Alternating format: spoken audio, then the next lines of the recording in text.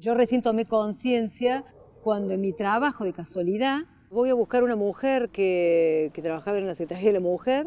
Ella me dice, ¿cómo te llamas vos, Ana Gerchunov? ¿Qué tenés que ver con la Casa de los Libros Perdidos? Lo que a mí me impresiona fue mi reacción, me largué a llorar. Pero yo no sabía que le llamaban la Casa de los Libros Perdidos.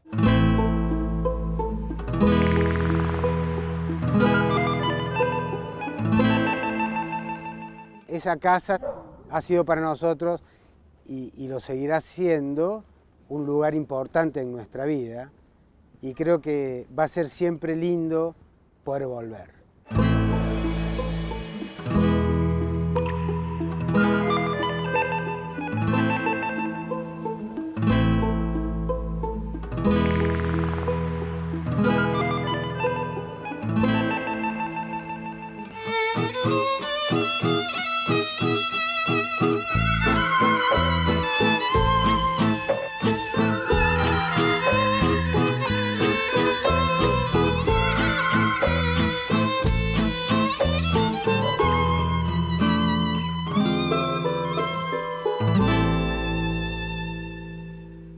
En estas dos plazas nosotros nos pasamos el día entero.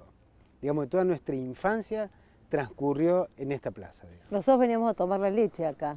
Nos traíamos los vasos con el Nesquik y tomamos la leche acá. Armamos carpitas. ¿Te acordás? Sí, sí. Hacíamos pistas, jugamos a carreritas de autos, jugamos al bici, jugamos al fútbol. Y esto era un barrio que albergaba jóvenes profesionales con una homogeneidad social, digamos, era de clase media. Y circundaba barrios obreros de aquella época. Alrededor estaba Barrio Suárez, Barrio Ferrer, Barrio Ciudadela. Era normal entre nosotros, no solo los hermanos, sino amigos, interactuar permanentemente. Año 69, yo tenía 10 años. Año del Cordobazo. Exacto. Una de las cosas que hacíamos nosotros, los chicos de 10, 11 años, íbamos a la avenida Vélez Sarsfield a ver pasar las columnas que venían de Dickens Renault, que era un espectáculo. Lo que ustedes tienen idea, eran 10.000, 15.000 personas, todos con mameluco, con sus motos, ¿te acordás de los Renault? Y era como parte del entretenimiento de los chicos. Después de casi media hora de deliberar, los obreros han decidido ir por la ruta de Córdoba, mucha gente motorizada. Ya parten todos, reitero, hacia la Plaza Vélez Sarsfield, donde se va a realizar la concentración. Se pone en marcha la caravana y nosotros con ello vamos a Plaza Vélez Sarsfield. Che, tío, ¿y qué onda el abuelo? ¿Qué hacía? ¿A qué se dedicaba? El abuelo era un abogado laboralista, exclusivamente laboralista. Era un militante y dirigente del Partido Comunista de Córdoba, un dirigente importante, conocido, una figura pública en esa época, muy comprometido con sus ideales. Dedicó su vida a eso, digamos, era la prioridad número uno para él, era su militancia política, digamos, y eso le hizo pagar costos importantes a él y a su familia, ¿no? Para nosotros, la cuestión política formaba parte del pan de todos los días, digamos. En nuestra época, al menos en nuestro ámbito familiar, se vivía con cotidianeidad el tema de, che, van allá a Natal, tenés que dormir en tal lado. Esos eran nuestros temas. Como niños, digamos, vivíamos esas cosas que viven de adultos, digamos, que hoy viven el tema de robar a Natal. Nosotros en ese momento era dónde dormimos, si vienen a allanar, dónde vamos. O por ejemplo, no me voy a olvidar nunca una vez que salíamos del colegio con mi papá nos había buscado en el colegio, algo así, y fuimos a buscar a mi mamá al estudio, y mi papá sale así como cara medio preocupado, y yo escucho que le dice a mi mamá, no, me dejaron una amenaza de las 3A, pero era como lo más normal. Señor López Rega, respecto al presente y futuro argentino, ¿qué nos puede precisar usted? Mire, el presente se está manifestando como la reintegración de los valores nacionales en torno a una bandera azul y blanca que no sabe de ninguna mancilla infamante. Y el futuro es tan grande porque todos los argentinos caminan sin prisa, sin pausa, hacia su grandeza nacional. Y en el camino todo aquel que no lo quiera realizar así, se verá avasallado por la fuerza del espíritu argentino, patriótico, nacionalista y cristiano. Lo que sí se vivía, yo me acuerdo, porque era el comentario, Sí. sobre todo en el después del lópez-reyismo, era los asesinatos políticos y la persecución política. Eso se empezaba a hablar y era un tema instalado. Se comunica a la población que a partir de la fecha el país se encuentra bajo el control operacional de la Junta Militar. Se recomienda a todos los habitantes el estricto acatamiento a las disposiciones y directivas que emanen de autoridad militar, de seguridad o policial, así como extremar el cuidado en evitar acciones y actitudes individuales o de grupo que puedan exigir la intervención drástica del personal en operaciones. Firmado Jorge Rafael Videla, Teniente General, Comandante General del Ejército.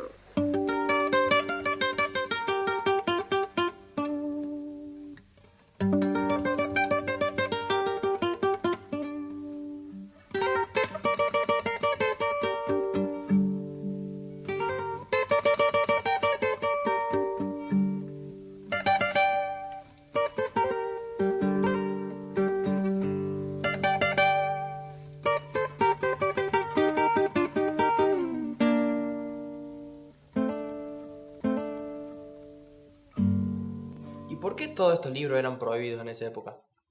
Ay, qué pregunta más larga. Bueno, en realidad la prohibición del libro fue toda una estrategia sistematizada, así como la desaparición de personas o el robo de bebés.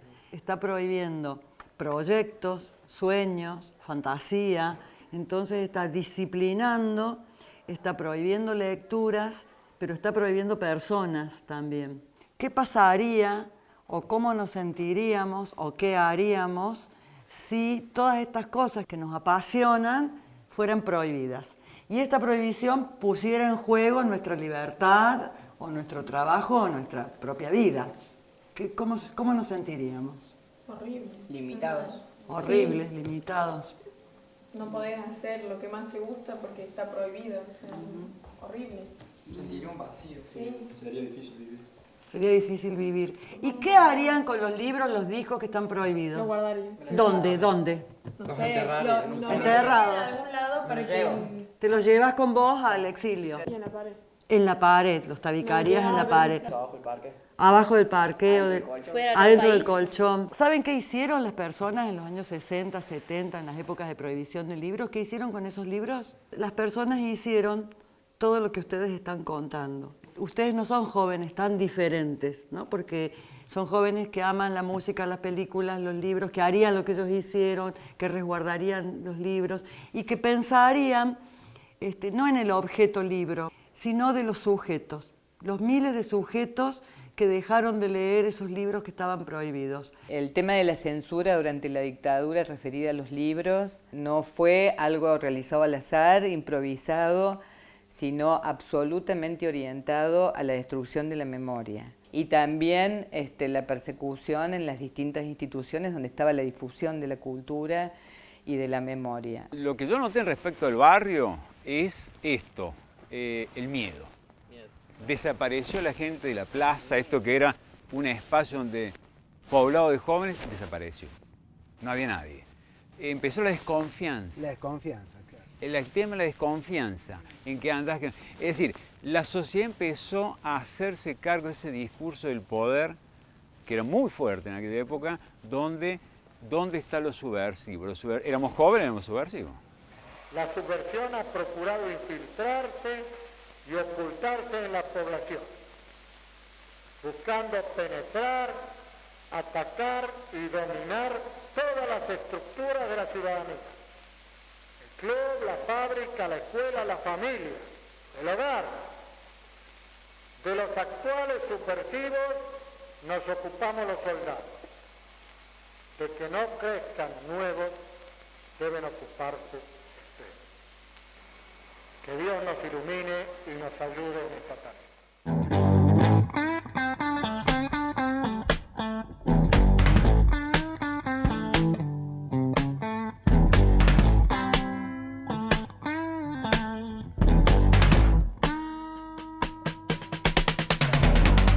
En este barrio se generó una cosa rara. Vos fíjate que en la familia en donde yo estaba exiliado, la noche del golpe, que yo estaba durmiendo en la casa del Yuyo, que era una familia muy solidaria, era la familia donde que siempre me acogía cuando había que irse. Y a cualquier hora y en cualquier momento, y era muy solidaria en todo sentido. ¿Era militante o no? No.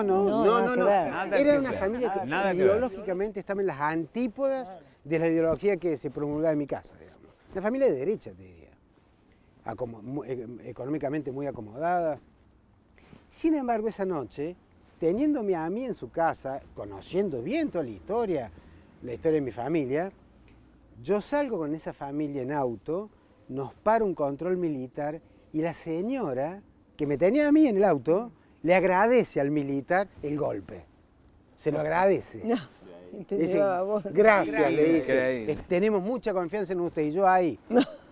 Y ellos me estaban cuidando a mí. Yo debo haber tenido 11 años, más o menos, y eran las 3 de la tarde y no había nadie. Claro, la verdad que no había nadie, esa hora no había nadie. Y ahí vivía una familia y yo vivíamos allá, hice todo el trayecto, veníamos caminando, iba yo caminando, y veo un falcón que se paró a 2 cuadras, yo lo veía perfecto, y me escondí atrás de aquel árbol porque me dio como un poco, ahí sí me dio un poquito de miedo, y la agarraron a una chica de los pelos y la metieron en el baúl.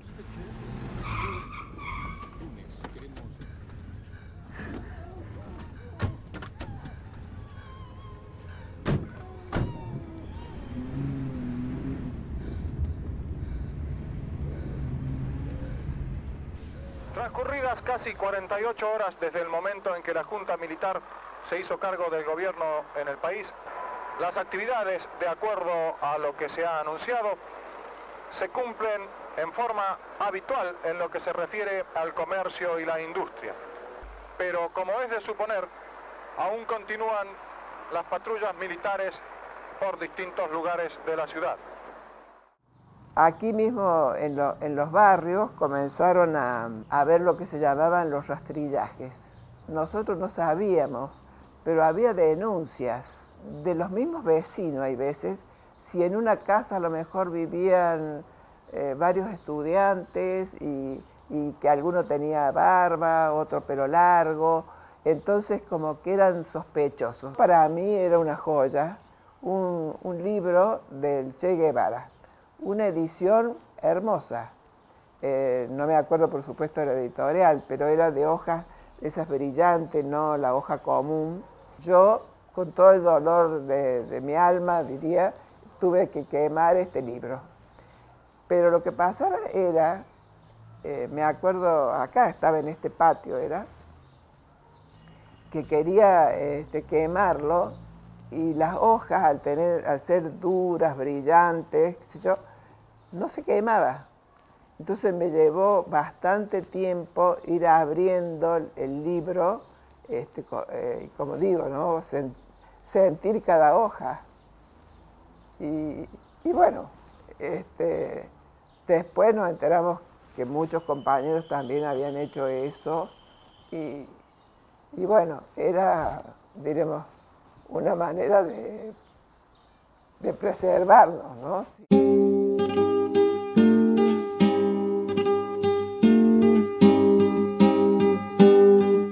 Y bueno, y ante la cantidad de amenaza que tenía mi papá, entonces deciden que nos mudemos. Esto fue antes del golpe, a fines del 75, mediados del 75, nos mudamos a otro barrio, alquilamos una casa. Parque Capital. A Parque Capital. Y mamá, que era arquitecta, aprovecha esa ausencia de Parque Vélez Sarsfield y, digamos, largan con una remodelación de la casa, digamos, una ampliación. Bueno, y cuando sucede el golpe, la casa estaba en plena remodelación y una de las cosas que acontecen allí es que mi mamá agarra toda la biblioteca que tenía mi viejo.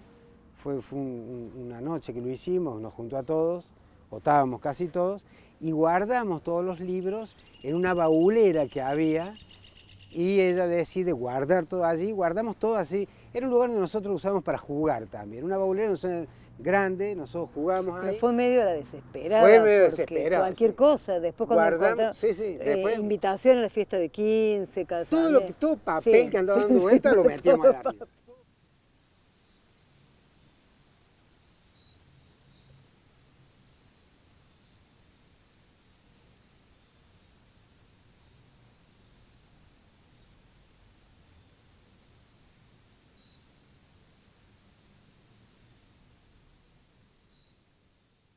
Metimos todo y mi vieja lo que hace es cerrar eso con mampostería, es decir, no sé, uno no después, te das cuenta. Absolutamente disimulado. Claro, Sí, absolutamente no disimulado. sabías.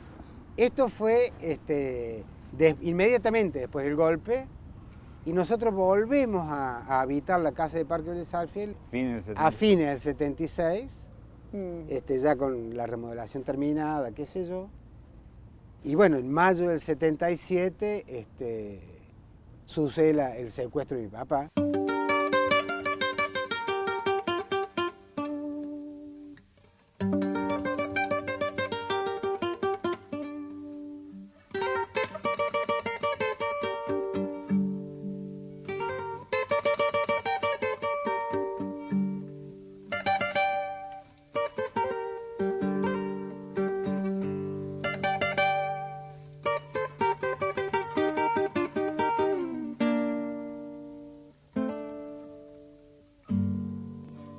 Este documento, por ejemplo, se llama Subversión en el ámbito educativo, donde aconseja a las directoras de escuela que estén atentas en el aula a ver si las docentes o los profes comparten algunos de los libros que están prohibidos, o sientan a los niños en círculo, o utilizan la palabra solidaridad.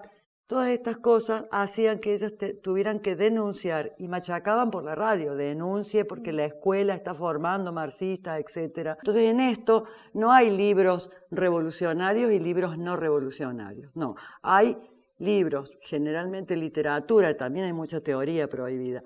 Y por ejemplo, la Torre de Cubos, que anda por ahí, una de las cosas que dice el decreto de prohibición es que se prohíbe por fantasía ilimitada. Bueno, Laura de Betach cuenta que ella nunca pudo más editar, pero nunca dejó de escribir, y que sus cuentos prohibidos no dejaron de circular por las escuelas, porque las docentes, ¿qué hacían? Lo que dice Yara, se aprendían un cuento de memoria, lo contaban en el aula sin nombrar la autora, cambiando algunas cosas, ¿no? Y los cuentos siguieron circulando. Yo vivía en Córdoba, en un barrio donde a veces los padres se afligían porque sus hijos terminaban rápido los cuadernos, y ellos no podían comprarles otro enseguida. Era un barrio donde se podían dibujar monigotes en las paredes, con carbón, ladrillo o lo que se encontrara, porque las paredes eran menos importantes que los chicos. Evidentemente esto era mucho más grave, es decir, este golpe había sido mucho más grave de lo que nosotros creíamos, que la gente tenía un cerebro mucho más fascista de lo que nosotros creíamos, y que desde ese momento, bueno, olvidarse de escribir cosas que tuvieran que ver ni con la pobreza, ni con ningún conflicto social, porque también ese fue el momento en que empezaron a darle a las canciones, a las palabras, habían suplantado palabras, por ejemplo, en los libros escolares no se podía poner la palabra alpargata, había que poner cansado, neutralizaron el idioma. Tengo grabadas imágenes bastante alucinantes de los atardeceres de la ciudad de Córdoba. Gente que deambulaba por las calles con paquetitos, con valijas donde llevaban los libros, cuando se iban a dormir de un lado a otro. Parecían caracoles con sus caparazones a cuesta. Así era todo, silencioso y sórdido. Yo nunca he visto consumir libros como en esa década, de los 60 a los 70. Todo el mundo tenía libros y todo el mundo consumía, los leía, que era más importante que tenerlos, ¿no? Todos los libros que hubo antes empezaron a no estar, ¿no? Empezó a funcionar un poco de miedo y de terror, ¿no? Al tener conocimiento de lo que pasaba en el país, ¿no?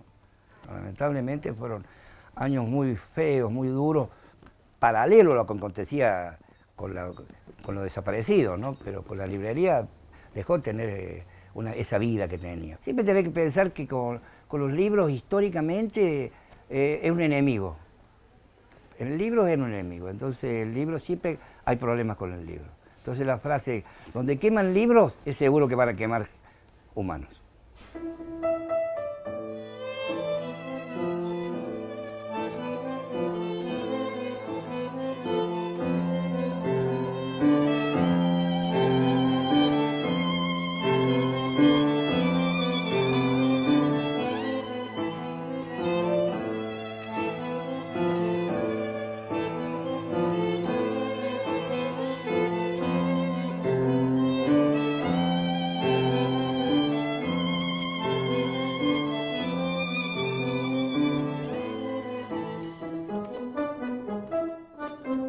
Yo veo que ya era nochecita, paran varios autos en la puerta, se bajan. Varios eran, ¿no? Varios autos, sí. Y desenroscan en el hall de entrada de la casa, aflojan el foquito de luz, como para que yo no vea hacia afuera. Tocan el timbre, le digo a papá, está la policía, y él me dice, hácelos pasar. Y ahí le dicen, miren, mire doctor, nos va a tener que acompañar. Y ellos siempre nos dijeron, lo único que nos decían es, ya van a tener noticias de él.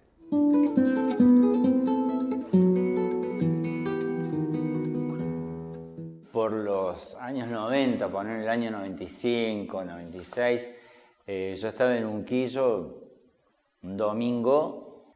Yo subí, entré a la casa, era como una feria americana, una cosa así. Se vendía ropa, se vendían discos, objetos y libros. Y me interesé por uno de los libros.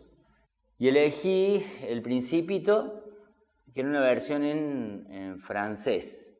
Eso me llamó la atención, El Principito en francés. Bueno, lo compré, lo llevé a casa.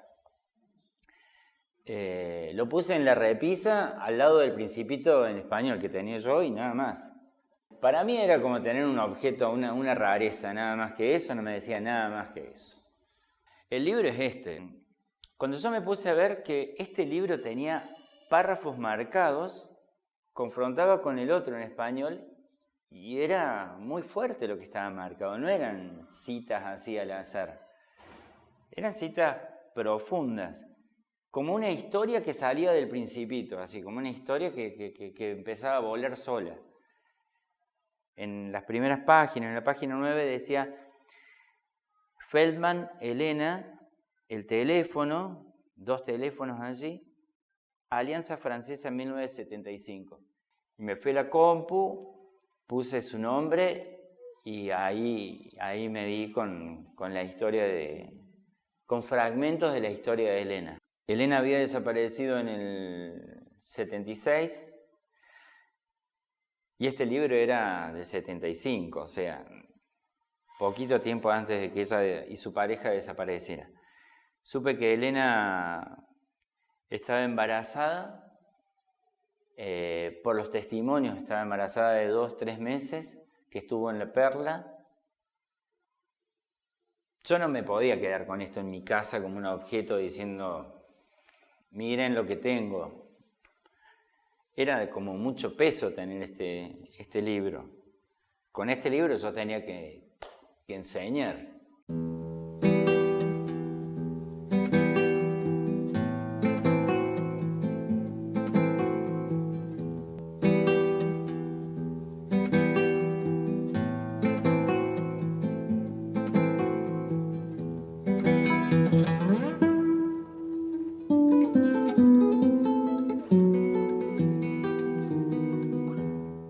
Che, viejo, ¿y cómo es el periodo en que el abuelo desaparece? ¿Cómo viven ustedes ahí? Bueno, ese tiempo que no se enteran dónde está. El secuestro fue en abril, mayo del 77 y bueno, empezamos a experimentar una situación dificilísima, durísima.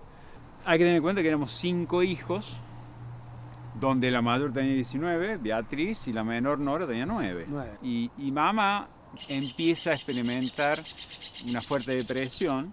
Y por otro lado, la soledad de una sociedad que empezaba a ver en aquellos que padecían la represión de manera específica, una familia rara, algo raro, el algo habrán hecho.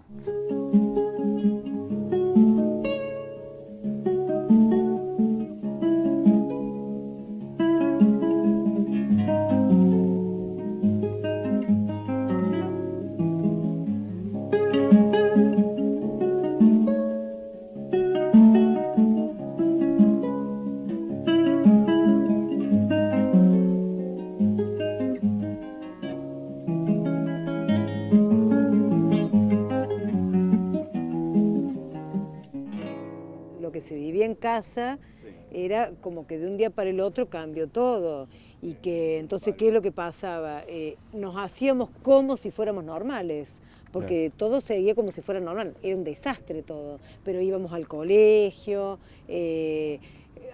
Pasaba que a veces mi mamá estaba muy mal y estaba acostada todo el día, y había una empleada, no sé quién le pagaba. O sea, era como que había gente que empezaba a responder solidaria. Por ejemplo, en mi colegio nadie fue a pedir, era un colegio privado, y nadie fue a pedir una beca, me la dieron. O sea, era como que alguna gente, sí, claro que era solidaria, que se iba comportando y se iban acomodando a esta nueva realidad que vivíamos. Era un poco sálvese quien pueda. La familia estaba muy endeudada, Muy mi mamá había endeudada. hipotecado la casa. Le pedía a los vecinos plata. Había un famoso almacenero en barrio Don Ciudadela, Hugo. Don Hugo. Don Hugo. Que prácticamente nos bancó. Sí. Durante todos esos años nos bancó. Y nosotros adquirimos, que nos matamos risa, porque nosotros adquirimos cierta destreza para manguear. Totalmente. Y la que sí jugó un papel impresionante, porque nosotros ahora somos 3, pero bueno, está la tía Nora y tía Beatriz allá en Israel, y Beatriz hizo cargo nuestro. Sí. Cuando mi mamá se empieza a Ofició enfermar, de madre, claro, de digamos, madre. ¿no? ¿Y cómo eran esos meses que no sabían dónde estaba el aula? Mamá siempre como que tenía esperanza, ¿no? Sí. Hasta que, bueno, a raíz de un dato que nos da una vecina, que ve el nombre de mi papá, que estaba en la cárcel, que ella trabajaba en el servicio penitenciario, y ve el nombre de mi viejo en una lista en el servicio penitenciario, se lo dice a mi mamá lo va a ver al director del servicio penitenciario en Córdoba y le confirma que mi viejo estaba ahí. Claro. Lo cual en casa, yo me acuerdo muy bien, mamá vino, nos contó eso y lo celebró como si fuese, y ahí nos dice, eso significa que papá no va a desaparecer. Claro. Lo han blanqueado.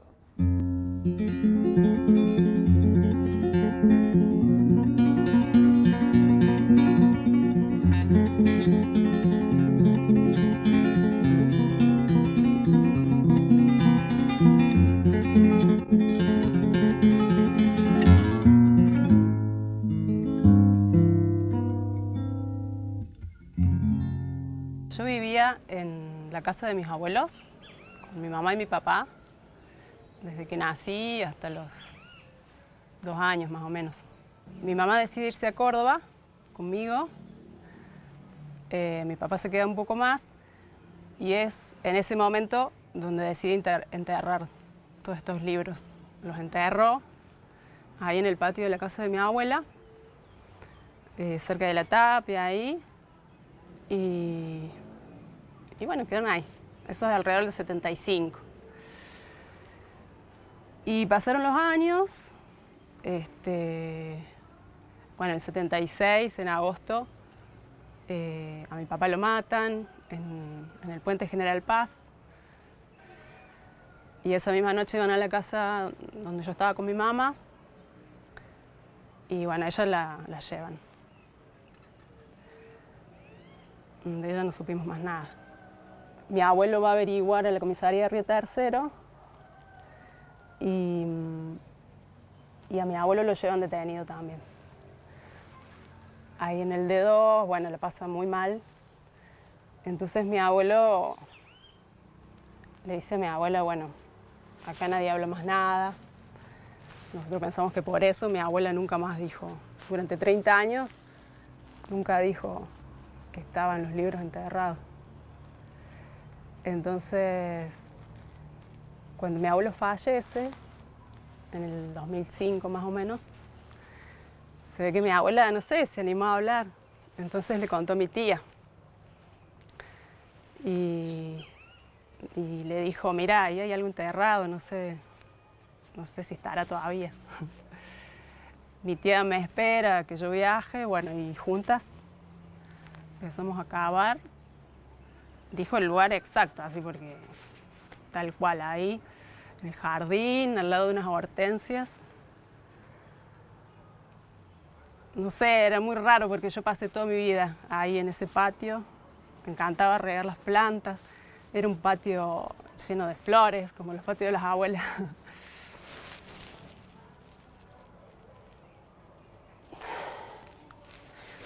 Y ahí estaba esta lata, lata de galletitas. Y había otro paquete también. Y bueno, ahí estaba todo lleno como de barro, de tierra. Y lo dejamos un poco que se seque y bueno, acá estaban estos libros. No sé, para mí es como un tesoro, ¿no? Algo que sobrevivió a todo, así como tener una parte de mi padre, una parte de esa época.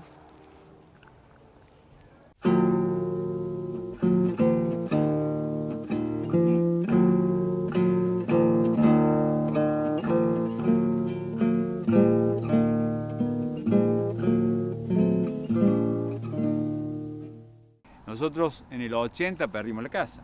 La hipoteca, la casa estuvo a punto de ser rematada. Para salvar el remate tuvimos que malvender. Bueno, eso originó una serie de mudanzas. Uno ahora que es grande y piensa cuando uno se muda, cómo organiza todo, esto fue una mudanza, un desastre, o sea, quedaron la mitad de las cosas, quedó el perro, el Bravo, o sea, el Coli, que lo adorábamos, quedó ahí, quedó ropa, quedó regalos, a mí me encantaba juntar cosas antiguas, quedaron todos ahí.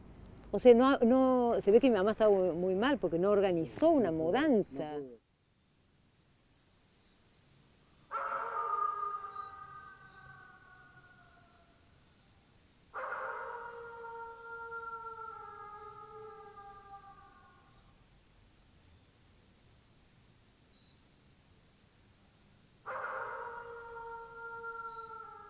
Y cuando ustedes se van con la mudanza, ¿qué pasa con los libros?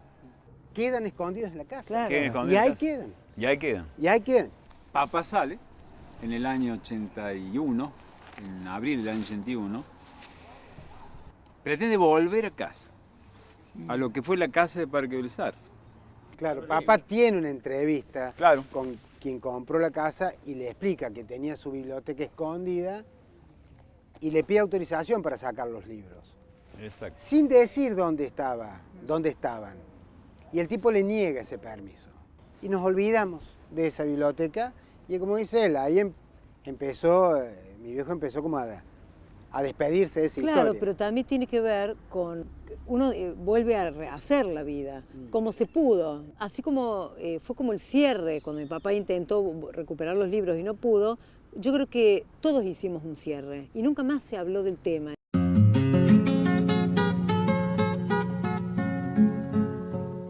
Yo recién tomé conciencia cuando en mi trabajo de casualidad, era el 2008 creo, cuando voy a buscar una mujer que trabajaba en la Secretaría de la Mujer, ella me dice, ¿cómo te llamas vos, Ana Gerchunov? ¿Qué tenés que ver con la Casa de los Libros Perdidos?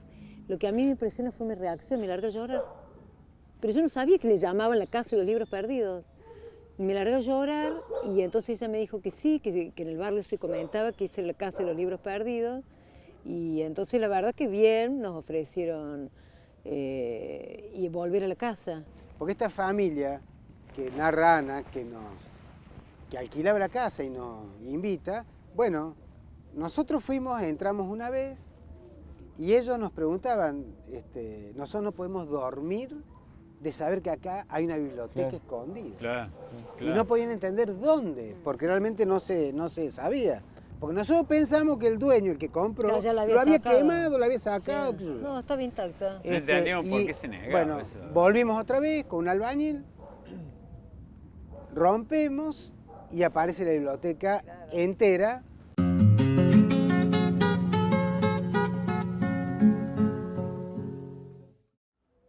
una cosa que encontramos ahí que tiene mucho valor y tenía mucho valor para mi viejo. Resulta que en el 56 Neruda estaba en Córdoba, también exiliado, parando en una estancia en Totoral, y Neruda, como era del Partido Comunista, el Partido Comunista de Córdoba organiza que Neruda dé un recital acá en Córdoba, ¿no? En ese momento el gobierno de Córdoba no autoriza, no presta el teatro. Bueno, mi viejo, junto con Neruda y otros compañeros de él, organizan, se ponen a trabajar para lograr un lugar para que Neruda pueda recitar. Finalmente logran, y Neruda puede presentarse en público, dar su recital. Y Neruda imprime, él escribe ahí unas odas, e imprime algunos ejemplares numerados, y uno de esos se lo dedica personalmente a mi viejo. Y mi viejo siempre preguntaba por eso, ¿dónde habrá quedado aquello? Y él decía, seguramente debe haber quedado en aquella biblioteca. Y bueno, es esto que acá tiene Ana. Eso lo encontramos en el 2008 cuando encontramos la biblioteca, que para mí fue lo más emotivo.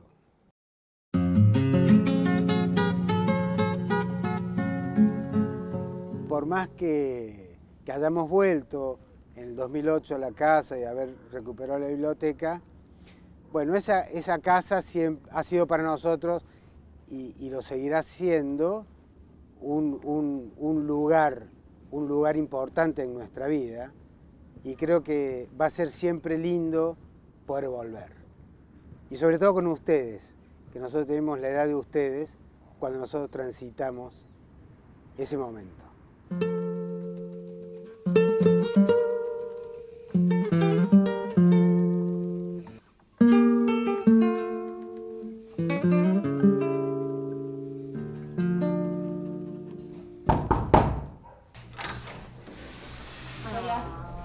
Hola. Bienvenido. Gracias. Soy Romina. Muchas gracias. Adelante. Bueno. Es raro decir bienvenidos a la casa de ustedes. Pablo, hijo de Luis. Luis. Permiso. Permiso, ¿eh? Muchas gracias. Hola. Ana. Sí, Hola. ¿cómo estás? Bien. Bueno, Hola. ¿Qué tal? Sí. Mirá. ¿Tú sabes que en 35 años es la segunda vez que vengo? 35 años.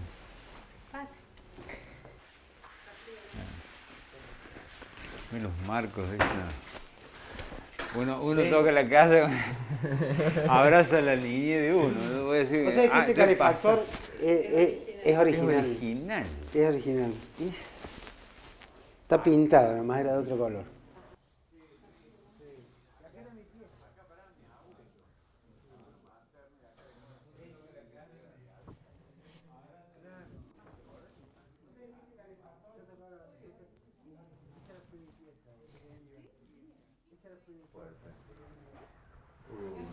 Allá estaba Las aberturas son todas originales. Sí, sí. La cocina. Sí, la cocina sigue roja.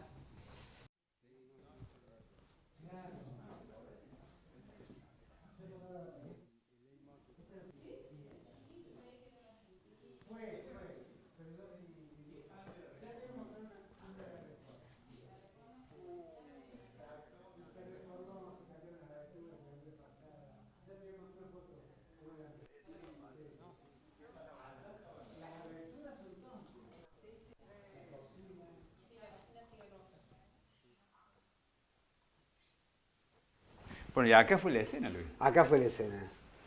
Acá fue Acá la fue la acá. escena de Ellos, lo tuvieron. cuando vienen, aflojan el foquito de ahí, el que está en el hall, y tocan el timbre y yo les abro esa puerta, esa misma puerta. A ver, esta colación en escena, mira, chota.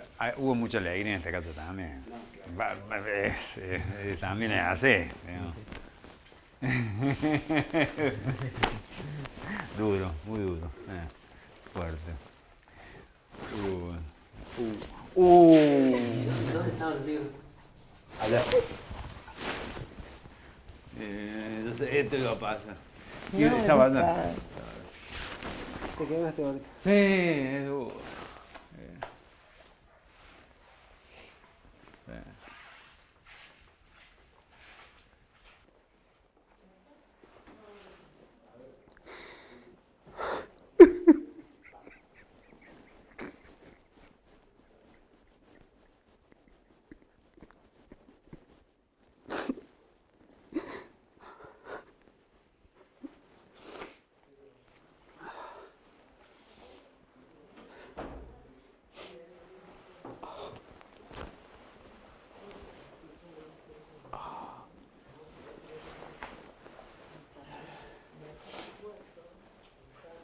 Ahí es.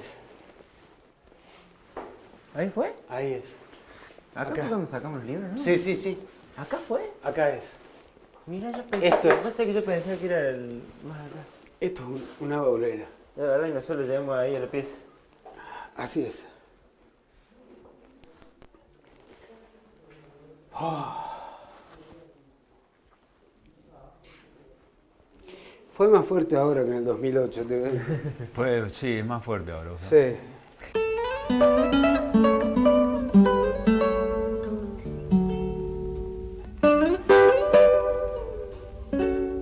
Yo, pues es que más que el hecho en sí, a mí se me viene la infancia y la adolescencia. Eso. Ese baño. ¿Cuántos años vivieron acá? Y yo desde que nací hasta los 16. Que nos Yo fuimos, al año. que nos fuimos huyendo, digamos. Claro, yo viví 25, no, Álvaro.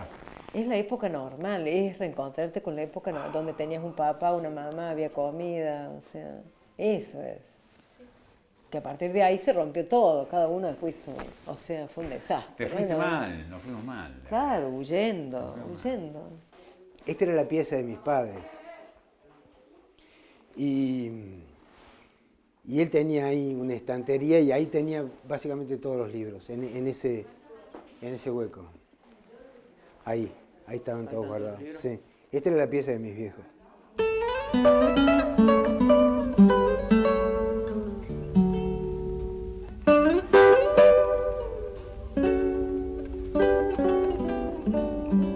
Este era mi papá, el leitmotiv de toda esta historia. Él soy yo. A ver, algunos años antes. Esa era. Bueno, esta es la primera foto cuando vinimos en el 2008 a la casa. Así estaban acomodados. Yo, por conocer la historia de ustedes, es como que a la casa ahora la siento de otro modo también. Ya la quería y ahora es como una cosa como que la tengo que cuidar o algo así.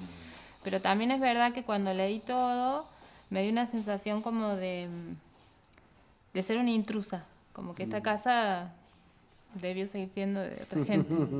Y deberían estar jugando ahí otros niños. Eso también sentí. Entonces es como que es volver a atesorarte de todo lo que dejaste. La sensación mía era acariciar las paredes. Y lo que dejaste y lo que transitaste en esta casa. Esta es mi mamá con nosotros 5 en la puerta de esta misma casa hace muchos años. Esa es mi mamá. Este es Roberto. Hace 40 años. Un poco más. Esta es mi hermana mayor, Beatriz, que vive en Israel. Nora, la más chica. También está en Israel. Este soy yo. Esta no importa. Esta es Anita María. En esta foto quisimos reeditarla. Es el mismo lugar. ¿Te ubicás? Falta gente, obviamente, pero